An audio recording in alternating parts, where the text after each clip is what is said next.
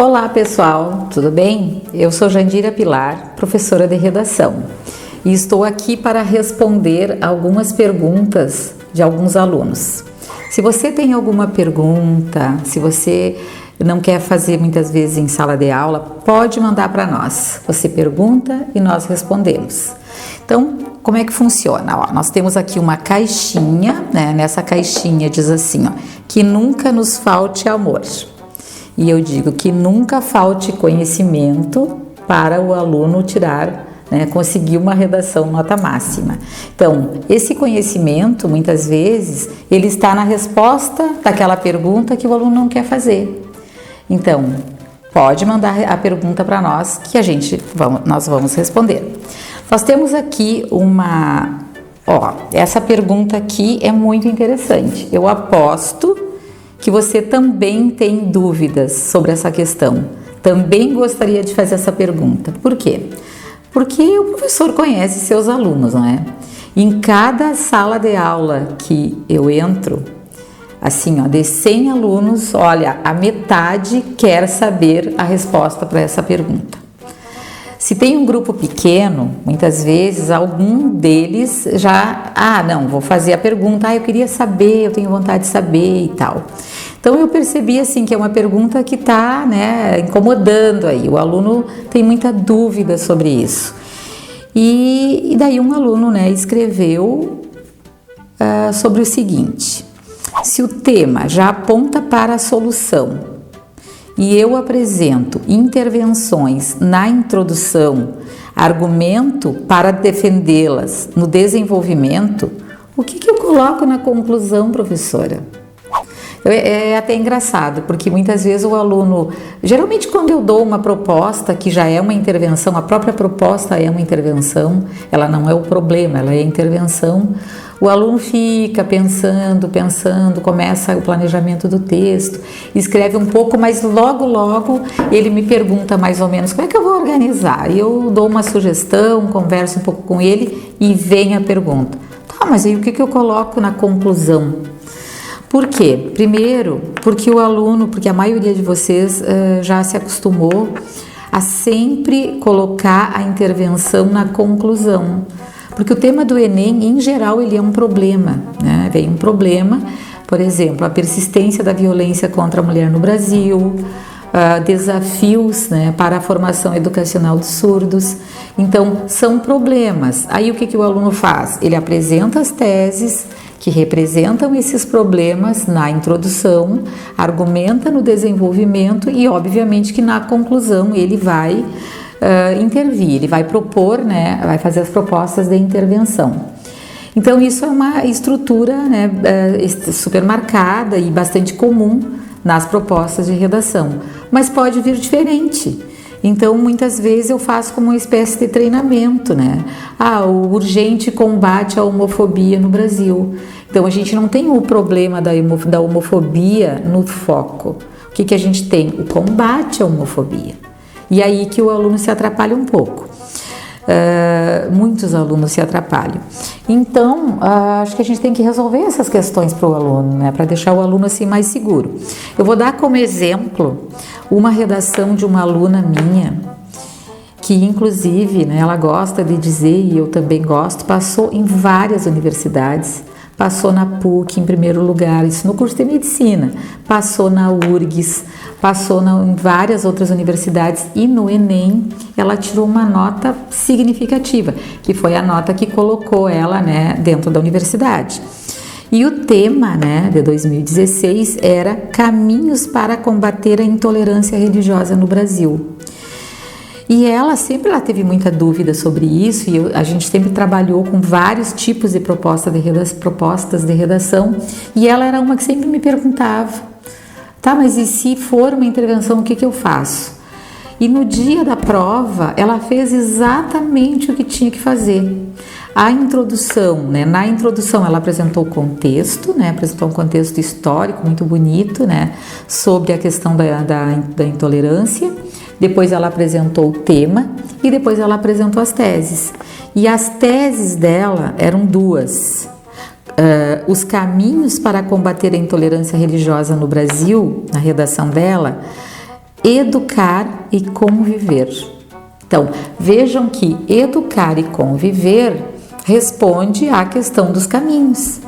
Então, é uma proposta que tem intervenção e a tese vai ser, as teses, no caso, que ela apresentou duas, as próprias intervenções, e ela colocou lá na introdução. No desenvolvimento, ela explicou bem como a educação podia modificar o quadro de intolerância religiosa, por que a educação é uma forma, né, de resolver esse problema. Abordou a questão da escola, o agente, então a escola, explicou como a escola deve fazer para combater, né, para seguir esse caminho de combate à intolerância, as aulas, citou aula de história, aula de sociologia, citou obras da literatura, Olhos d'Água, inclusive. Então, no primeiro parágrafo de desenvolvimento, ela trabalhou super bem quem educa, como se educa para combater. E aí desenvolveu todo aquele parágrafo apresentando todas as intervenções, todas as partes das intervenções. No outro parágrafo, ela linkou direitinho os dois e trabalhou com a questão conviver, a convivência.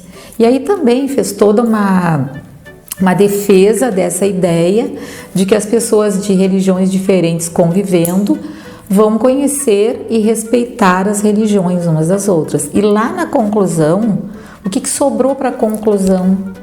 Retomar o tema, reafirmar a tese e fazer um fechamento lindo, como ela fez. Ela reafirmou que educar e conviver são formas, né, de combater, são caminhos para combater a intolerância religiosa no Brasil, colocou todo o tema direitinho, e depois ela colocou uma citação do Vitor Hugo, né, que a tolerância é a melhor das religiões.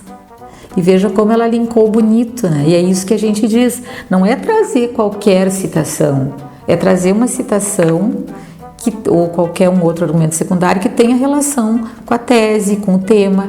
Então, segundo Vitor Hugo, a tolerância é a melhor das religiões. Então, o tema, intolerância religiosa, né? Tolerância, né, com educar e com conviver é o que ela estava defendendo, em outras palavras, claro. Então, assim, ó, essa dúvida, né, se o tema já aponta para a solução e o aluno tem que apresentar as intervenções, o que ele coloca na conclusão, ele vai colocar o elemento que poderia estar faltando nesse desenvolvimento. Lembre que nós temos agente, ação, finalidade, meio e o efeito. Então, provavelmente o aluno vai guardar um desses elementos lá para a conclusão. Então, retoma o tema, reafirma a tese e fecha a redação, linkando, obviamente, com a introdução. Então, também é muito simples, é muito fácil. Muitas vezes a gente tem que se livrar um pouquinho de algumas crenças, né? De que as coisas só acontecem de um jeito.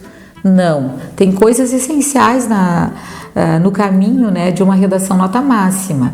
Interpretação do tema, uma boa tese, bons argumentos, mas vocês também têm que confiar nesse conhecimento que vocês já trazem das redações, que vocês vão agregando ao longo da vida escolar de vocês, não é? Com as experiências, com outros professores. Na verdade, o aluno é sempre a soma de vários professores.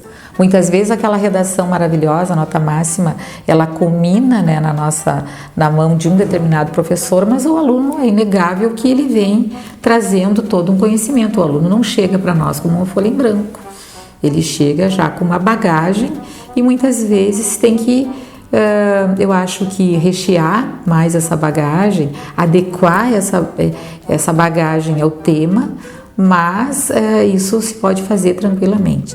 Então, essa pergunta aqui eu acho que resolve a dúvida de muitos de vocês, assim como outras que nós temos, com outras que vocês podem me fazer.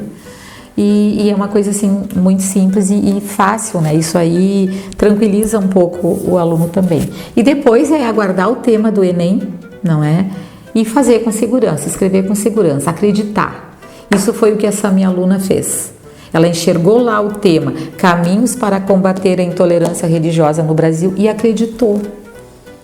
Ela não ficou em problema em todo o desenvolvimento. Ela acreditou que o tema era caminhos, apontar caminhos. Acredite você também naquilo que você está lendo e naquilo que você sabe fazer, com certeza. Vamos ver uma outra pergunta então para dar prosseguimento, né, a esse trabalho. O aluno, uma pergunta interessante aqui também. O aluno tem uma nota melhor se o avaliador concorda com a opinião dele? Não, eu acredito que não.